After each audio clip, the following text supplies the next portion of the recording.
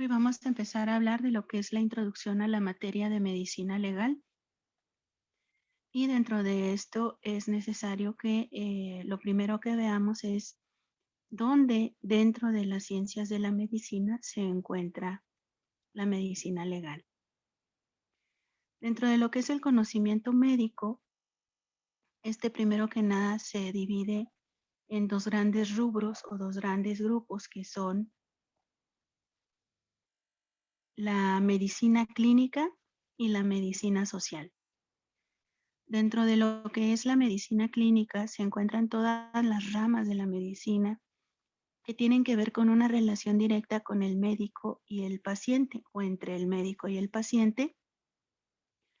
como es por ejemplo la pediatría, la ginecología, la cirugía, la rehabilitación física. Y dentro del grupo de la medicina social están todas aquellas que no ven a un paciente como paciente, sino que lo ven como parte de un grupo social. Dentro de estas ramas o dentro de estas áreas de la medicina social tenemos, por ejemplo, lo que es epidemiología, salud pública, historia de la medicina, administración médica y medicina legal. Dentro de lo que es la medicina legal se ve al individuo, al paciente, pero también se ve al médico como parte de una sociedad que puede tener implicaciones legales en su actuar, ya sea al recibir una atención o por realizar alguna acción o una omisión. ¿Sí? La medicina legal como tal históricamente es muy antigua y una de las primeras definiciones que se realizó de medicina legal era esta: el arte de hacer relatos para la justicia. Desde esta definición de medicina legal, vemos la parte esencial de la misma, que es involucrarse directamente con las leyes o con los órganos impartidores y procuradores de justicia para hacerles de su conocimiento ciertas cosas. La definición más actualizada o la más difundida tiene que ver con el conjunto de los conocimientos médicos y de ciencias conexas, afines, ya sea de origen bioquímico, físico o psicológico, que puedan ser aplicables en las distintas áreas del derecho, pero sobre todo con la finalidad de explicar ciertas situaciones o circunstancias que faciliten la aplicación de la justicia.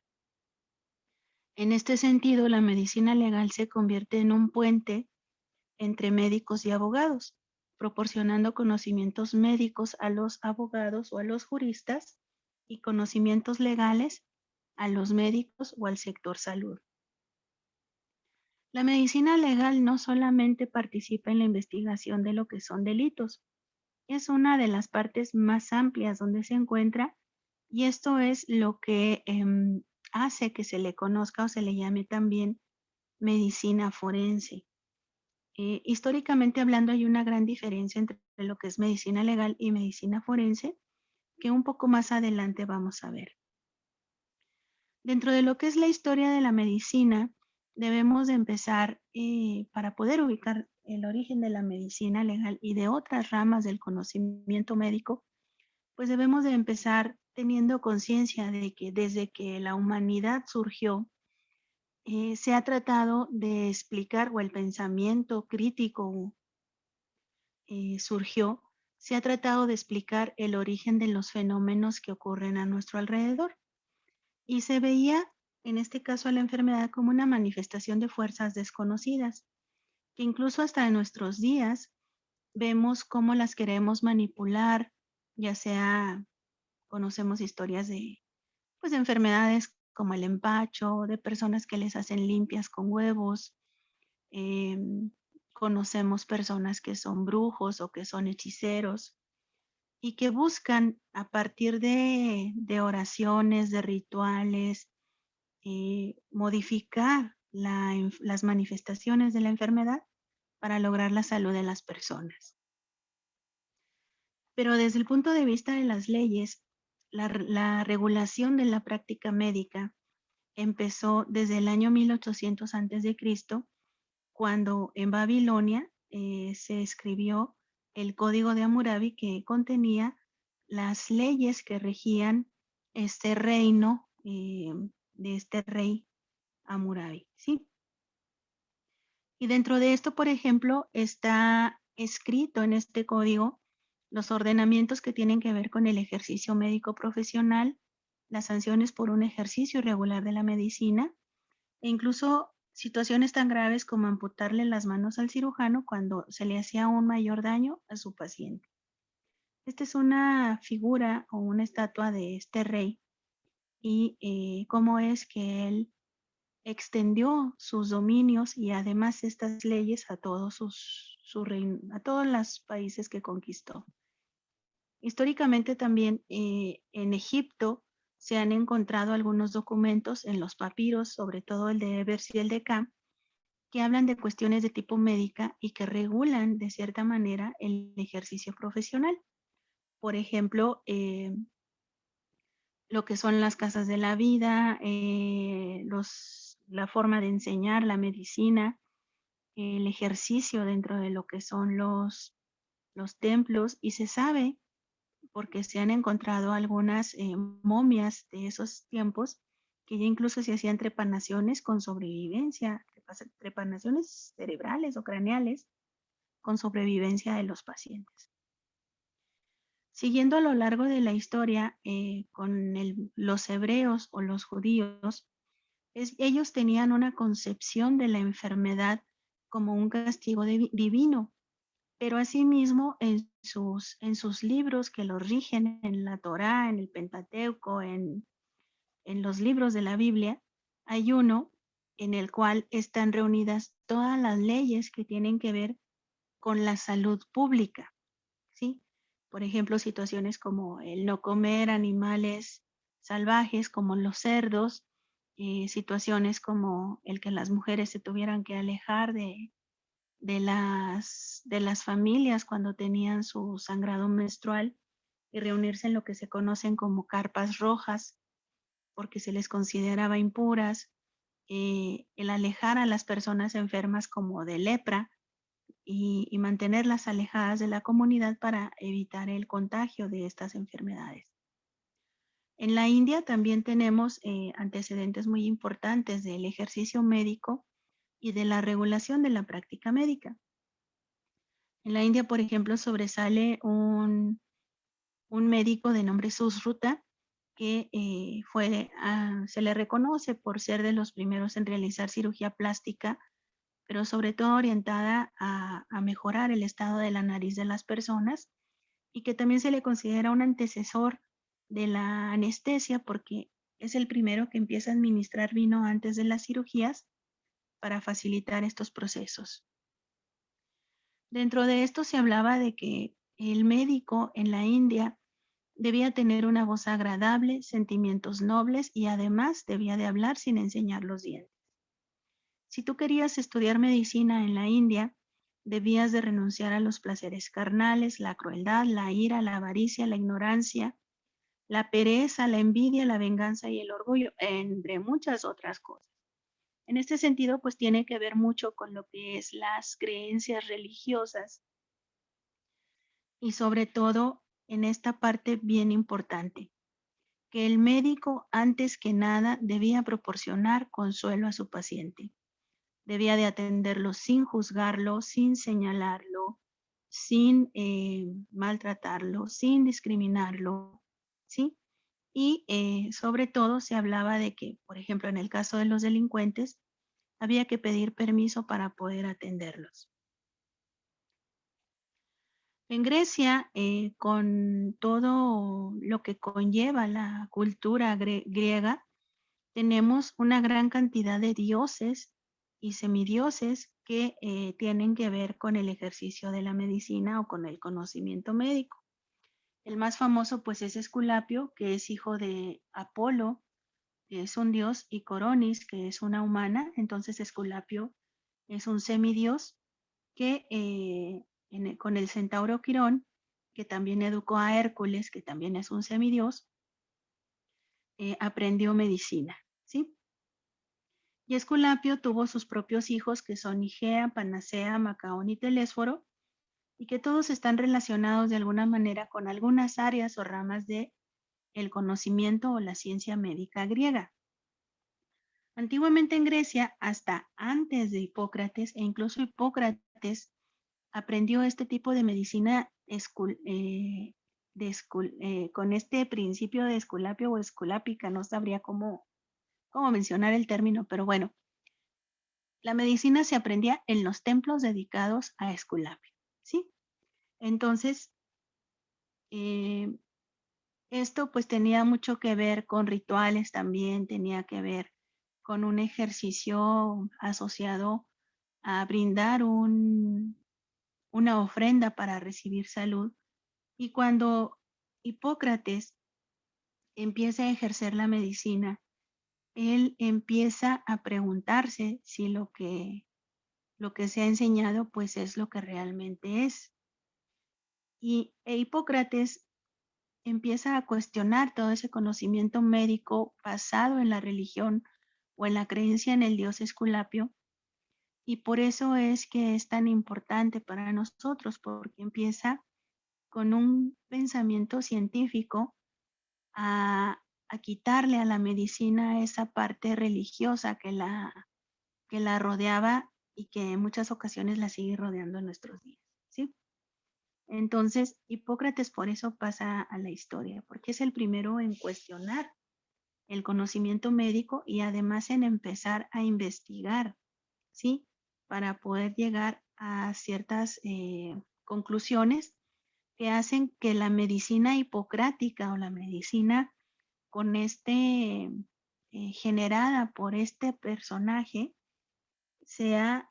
la principal de la época griega e incluso hasta Roma, que llega hasta el siglo, los últimos del siglo V antes de Cristo hasta el siglo I, siglo II después de Cristo, ¿sí? Galeno era también un médico griego, pero cuando Roma invade Grecia, es llevado a Roma precisamente para, ejercer ahí la medicina griega. Entonces, de esta manera, la medicina griega sale de Grecia y se empieza a expandir en el mundo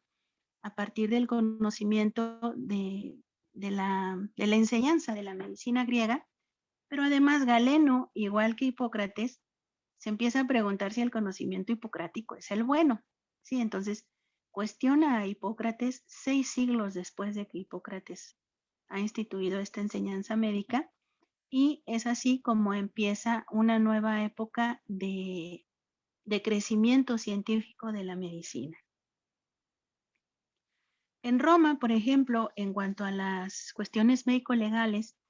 se tiene registrado el primer examen a un cadáver que fue realizado sobre el cuerpo del gobernante Julio César, que fue asesinado era un primo segundo de nombre Brutus, afuera de lo que era el Senado. Y el médico de la corte de ese tiempo era Anticio, y él fue el que tuvo la responsabilidad de realizar el examen de este cuerpo. Es el primer antecedente de una autopsia, aunque no se haya abierto el cuerpo precisamente, ¿sí? Después de esto, Roma cae y el Imperio Romano y las guerras por el poder llevan al mundo a una etapa de oscurantismo que se conoce como Edad Media y que duró alrededor de 1000 años. Y esta limitó el crecimiento de la medicina, pero sin embargo generó el desarrollo del derecho. El derecho tiene su cuna, también se habla de que la cuna del derecho está en Roma, pero sobre todo fue muy prolífica en cuanto a cómo mejorar la convivencia entre las personas, y esto llevó a que se hiciera una gran cantidad de legislación que fue concentrada o que empezó a ser compilada por el emperador Justiniano I y que se terminó de compilar hasta 1583. Duró 1000 años intentando compilarse y se conoce como el Cuerpo de Leyes Civiles. Y en esta En esta compilación de leyes había una gran cantidad de leyes dirigidas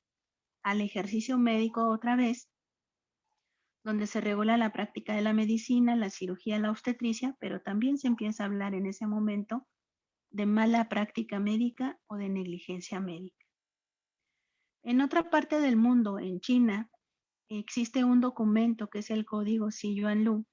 en el cual se clasifican las lesiones de acuerdo al instrumento que las ha provocado y de acuerdo a la parte del cuerpo y la gravedad que ha generado. Si lo intentamos modernizar o ejemplificar, sería como la Ley Federal del Trabajo, que tal vez ustedes no lo sepan todavía, pero tiene un apartado que es la tabla de evaluación de incapacidades, donde cada parte de nuestro cuerpo tiene un porcentaje de valor para determinar el grado de incapacidad que se nos va a otorgar por tener alguna lesión durante el ejercicio profesional. En España, en el año 1260, lo que se empieza a realizar son exámenes en las mujeres para garantizar su virginidad, pero también legalmente hablando se empieza a castigar los intrusos de la medicina y la cirugía. Se empiezan a realizar las primeras autopsias de manera oculta, porque también en esa época empieza o hay una gran persecución por parte de la iglesia para aquellos que profanaban los cuerpos. Entonces, en esta época empieza lo que es el renacimiento o la nueva necesidad de conocer y de renovar y de cuestionar todo lo que se había impuesto por dogma por parte de la iglesia. En el año de 1507, por ejemplo, se tiene en Alemania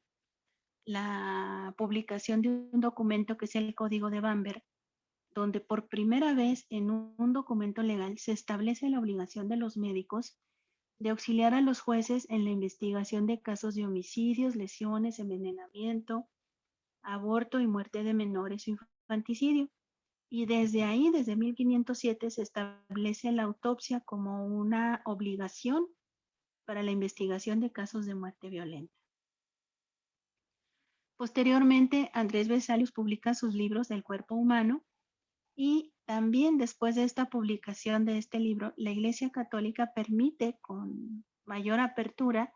la realización de las autopsias y de las revisiones de los cadáveres. En este sentido, por ejemplo, se establecía que los cuerpos que se podían donar a las facultades de medicina para la enseñanza de la anatomía debían de ser de cadáveres de personas que fueran condenadas a la pena de muerte, usualmente colgados por delitos importantes, ¿sí? Entonces se empiezan a pelear, por decirlo de algún modo, los médicos que enseñan anatomía para poder tener acceso a estos cuerpos primero que nadie, para poder enseñar anatomía. En Italia hay dos precursores de la medicina legal a los cuales se les considera uno el antecesor y el otro el padre de la medicina legal como tal, como especialidad médica. Y el primero es Ambrosio Paré, que en 1575 escribió un libro sobre la metodología para preparar informes médico-legales y descubrir enfermedades simuladas, y al que se le considera el padre de la medicina legal es a Paolo Sacchia, quien publicó el libro Cuestiones médico-legales. En este libro de Cuestiones médico-legales, Paolo Sacchia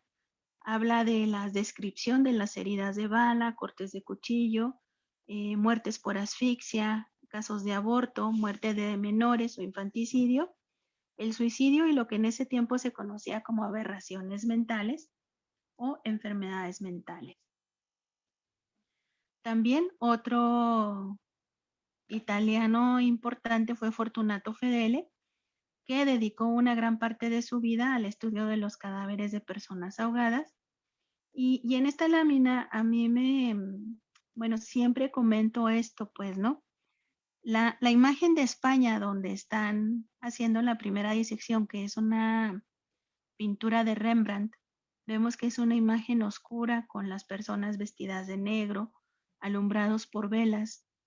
Y para estos tiempos, que ya estamos hablando de los años de 1700, ya hay una mayor apertura donde, si ustedes se fijan en esta imagen, es una sala grande con grandes ventanales. Tenemos ya esqueletos que forman parte de las clases de anatomía. Tenemos la asistencia de una gran cantidad de alumnos o de personas interesadas en aprender. Y en la silla presidencial, o quien preside, es el maestro de la clase de anatomía, quien con una vara o un palo que tiene en su mano señala las partes que considera interesantes durante el proceso de la disección del cuerpo, y ya tiene sus ayudantes que están realizando la disección. Un detalle simpático que podemos llegar a encontrar aquí, pues es el perrito que se está comiendo las vísceras de este cadáver. Bueno, dentro de la historia de la medicina también tenemos otro tipo de médicos que, aunque no se les considera médicos legistas o directamente relacionados con la medicina legal, sus conocimientos o sus descubrimientos, el resultado de sus investigaciones enriqueció no solamente la medicina legal, sino la investigación forense, como por ejemplo Marcelo Malpighi, que empieza con el estudio de las huellas dactilares, y esto da origen posteriormente a lo que es la dactiloscopía, ayudado o enriquecido con los descubrimientos de Juan Evangelista Purkinje, que además en este documento que él emite, reconoce 9 grupos de configuraciones principales de huellas dactilares y habla también de la presencia de las glándulas sudoríparas en los dedos. El perfeccionamiento de la dactiloscopía sucede ya hasta finales de 1900, no, principios de 1900, con Juan Bucetich en Argentina, pero ahorita les platico un poquito más de él. En Italia también tenemos, por ejemplo, el surgimiento de lo que es la criminología, como la ciencia que estudia el comportamiento criminal o al criminal, porque también era de gran interés saber, o querían saber, qué es lo que motiva a la gente para cometer delitos y poder prevenir un delito, ¿sí? En este caso, a César Lombroso se le conoce como el padre de la criminología, y él tiene una gran cantidad de tratados y documentos. Escribió un libro que se llama El hombre delincuente, y que, bueno, ya en nuestros días mucho del conocimiento lombrosiano se considera obsoleto, pero igual muchas cosas de la medicina que han pasado a lo largo de la historia se consideran obsoletas, y son muy pocas las que han sobrevivido el, la revisión histórica y el rigor científico, ¿sí? La medicina legal como materia se empezó a enseñar en las universidades alemanas alrededor del siglo XVIII, y el primer lugar donde se empezó a enseñar fue en la Universidad de Leipzig. Así como Lombroso en Italia, en Francia, perdón, estaba otro doctor criminólogo y médico francés llamado Alejandro Lacazán, que era así como que el acérrimo enemigo del Lombroso, y que estaba en contra del conocimiento lombrosiano, ¿sí? Pero Lacazán se inclinó más a lo que es la antropología criminal, a la clasificación y a la descripción de los criminales, mientras que Lombroso pues se centraba más en el comportamiento criminal. Aquí está Juan Bucetich, como les mencionaba, quien a finales del siglo XIX y principios del siglo XX establece lo que es el sistema dactiloscópico argentino, pero que era tan sencillo y tan fácil de clasificar las huellas dactilares, que ahora es el sistema de dactiloscopía a nivel mundial por excelencia. Muy bien. En cuanto a la enseñanza o al aprendizaje de la medicina legal, en la escuela francesa en el siglo XIX se hablaba de que el médico legista realizaba exámenes físicos en personas vivas, realizaba periciales psiquiátricas, realizaba autopsias y análisis toxicológicos,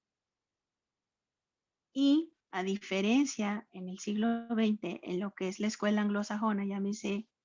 Inglaterra, Estados Unidos, la figura del médico legista se circunscribe a lo que es la realización de autopsias y la toxicología. Por eso se habla de esta diferencia entre si eres médico forense, estás en contacto con cadáveres, y si eres médico legista, también estás en contacto con cadáveres, pero también atiendes situaciones o ves acciones de personas vivas, ¿sí? La medicina legal como tal o la medicina forense, entonces, a nivel mundial, tiene una gran cantidad de sinónimos, por decirle de alguna manera, porque, por ejemplo, también cuando entras a hacer medicina a una prisión, se le llama medicina penitenciaria, perdón, pero tiene mucho que ver con medicina legal,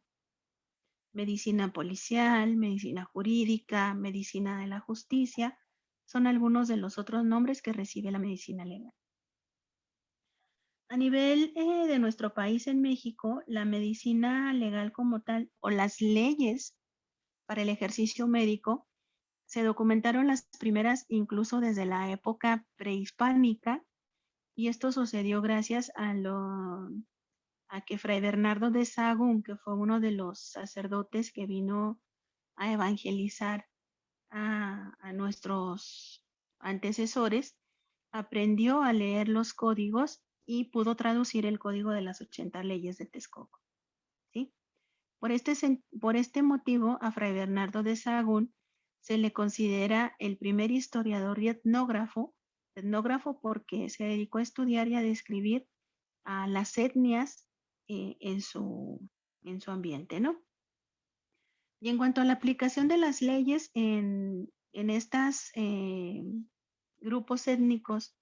antecesores de nosotros, de los mestizos, se sabe que los tribunales indígenas vigilaban la observancia de las leyes y eran muy severos en cuanto a sus castigos. Y había muchas situaciones en las que se pedía la opinión del médico indígena para determinar si se había realizado o no esa situación que generaba una sanción. Por ejemplo, vigilaban mucho la salubridad de la ciudad y los alimentos, la embriaguez con pulque estaba prohibida. Esto implicaba, bueno, todas estas que estamos viendo aquí, delitos contra la salubridad, embriagarse, no respetar la edad para casarse, esclavizar a alguien sobre quien no tenías derecho de esclavizar, quitarle su herencia o limitar los derechos de tu primogénito,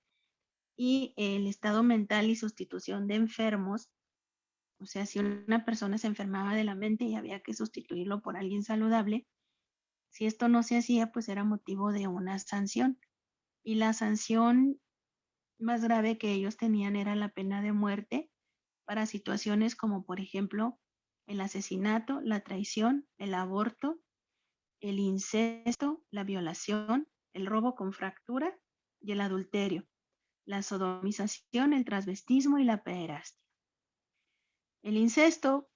para los que no saben, pues es el tener relaciones sexuales entre padres e hijos o entre hermanos. La sodomización tiene que ver con tener relaciones sexuales contra natura, le dicen, o por vía anal. El transvestismo, pues es cambiar tus vestimentas, por ejemplo, ahorita serían las que andan de drag queen, pues serían acusadas de transvestismo, y la pederastia, que tendría que ver con el abuso sexual de menores de edad. En estos casos o en estas situaciones era el médico indígena el que determinaba si se había o no consumado el delito y el grado de participación de las personas para poder determinar la sanción correspondiente. A lo largo, bueno, después de que llegaron los españoles y viene todo esto de la conquista y viene la época de la colonia, ya no solamente están los médicos indígenas, sino también llegan médicos españoles, médicos criollos, también tenemos enfermeras, parteras, personas que curan los huesos o sobadores, y lo que son curadores de bubas, que son los que utilizan ventosas, y aficionados, que son cualquier persona que quiere hacer algún ejercicio médico. Y dentro de lo que son los cirujanos se distinguían a los latinos o que estudiaban en la universidad y los romancistas. ¿Qué es un cirujano romancista o un médico romancista? Imagina, por ejemplo, que tu papá es doctor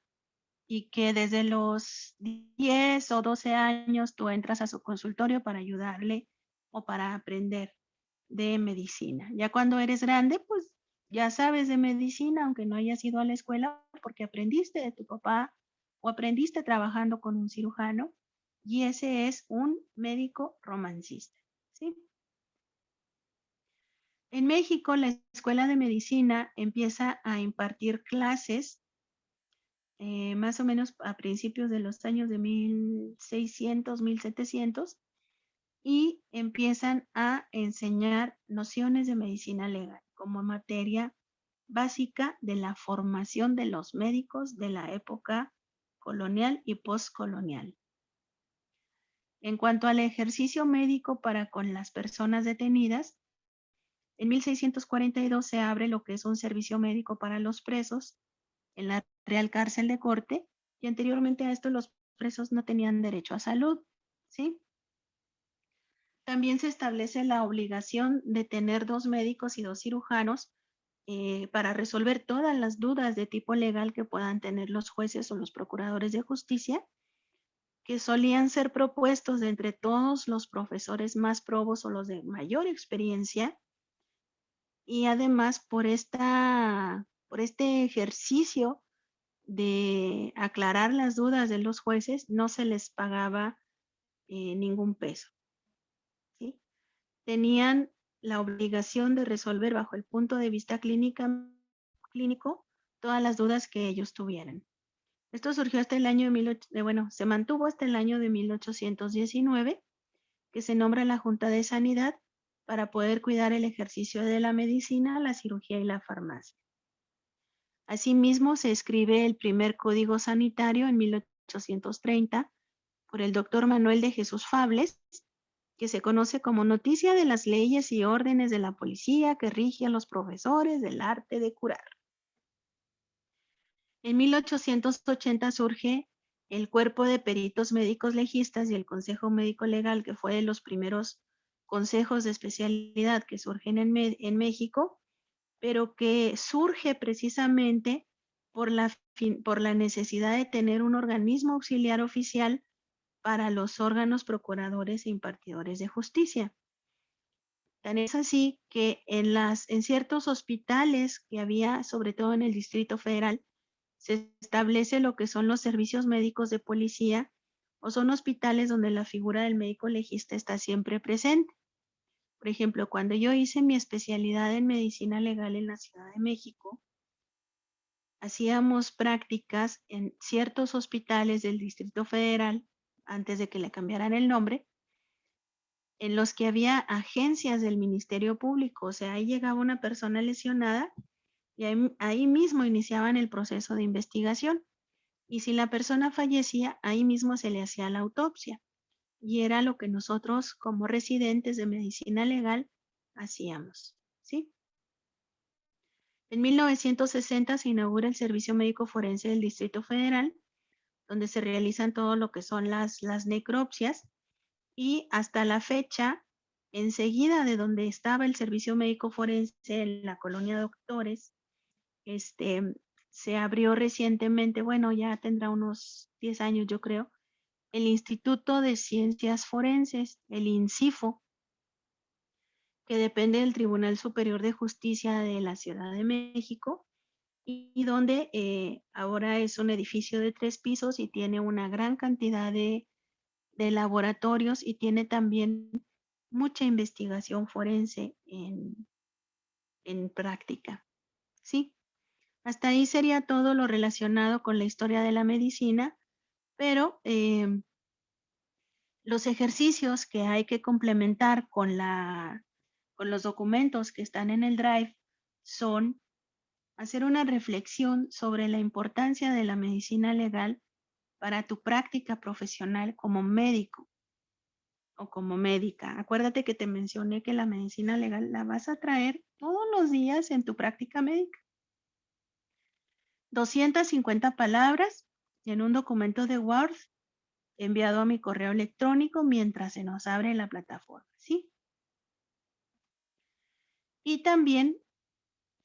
hemos hablado de la historia de la medicina y conocemos médicos, hombres, pero es importante también saber y conocer la historia de mujeres médicas diferentes de Matilde Montoya, que fue la primera mujer mexicana que estudió medicina, y en un máximo de 5 diapositivas, o sea, si te sale en una diapositiva, expon o envíame la presentación correspondiente a una mujer, no importa que no sea médica legista o que no haya hecho medicina legal, sino que haya realizado aportaciones importantes para la medicina. En la historia de la medicina puede ser incluso una mujer pues de este siglo, del siglo pasado, no sé, pero que sea una mujer médica que haya hecho una aportación importante para la medicina. Este también hay que enviarlo al correo antes del día 31 de agosto.